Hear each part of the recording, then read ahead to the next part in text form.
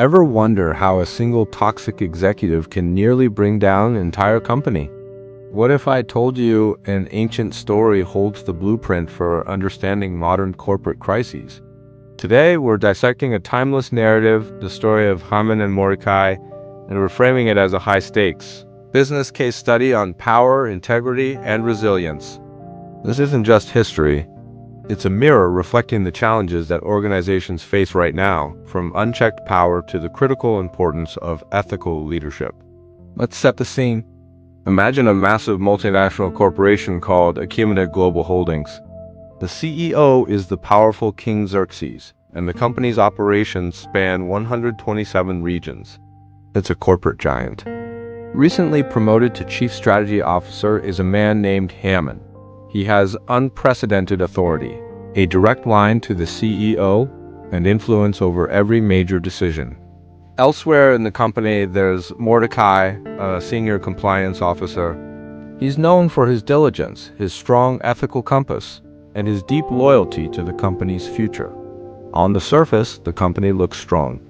But beneath this facade, critical vulnerabilities are brewing, too much power in one person's hands, very few checks on executive decisions, and no clear way for employees to raise serious concerns.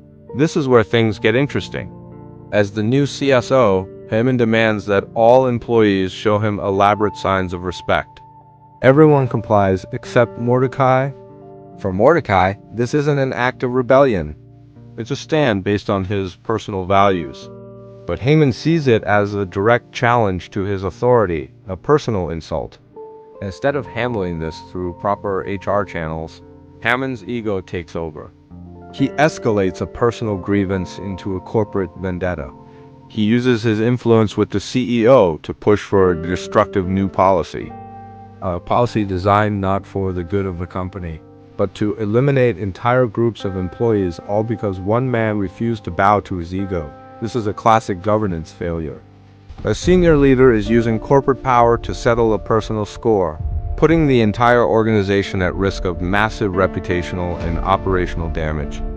Just as the crisis is about to explode, courageous leadership emerges. Mordecai discovers the devastating impact of Haman's proposed policy. He knows he has to act. He reaches out internally to Queen Esther, a key figure with strategic influence and the CEO's trust. This is where true crisis management begins. Esther doesn't panic. She acts with courage and diplomacy. First, she gathers all the facts to fully assess the situation. Then, she develops a clear strategy to mitigate the risk. She chooses the right moment and the right forum to present the issue directly to the CEO, King Xerxes.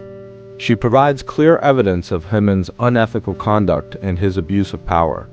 Finally, she formally requests that the harmful policy be reversed. This transparent, strategic approach triggers an immediate internal investigation.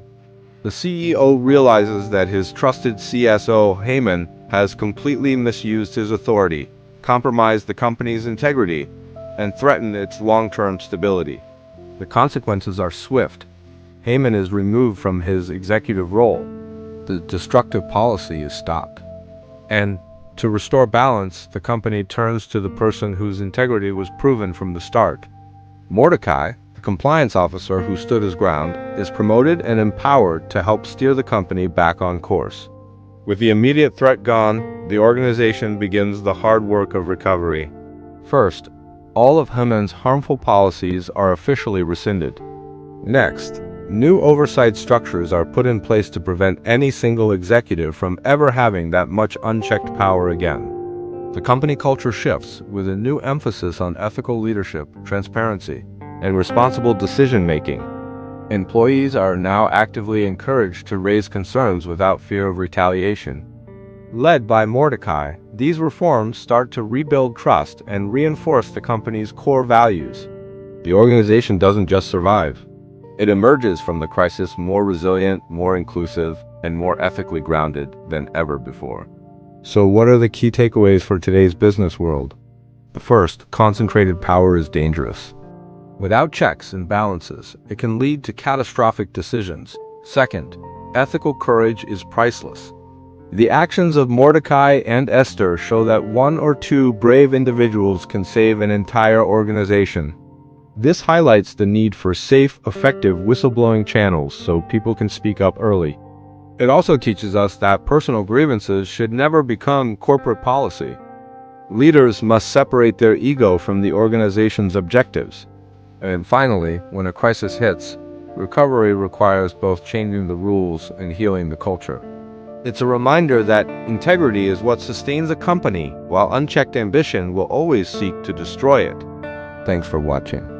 If you found this case study valuable, don't forget to subscribe, and hit that notification bell for more insights into leadership and organizational culture.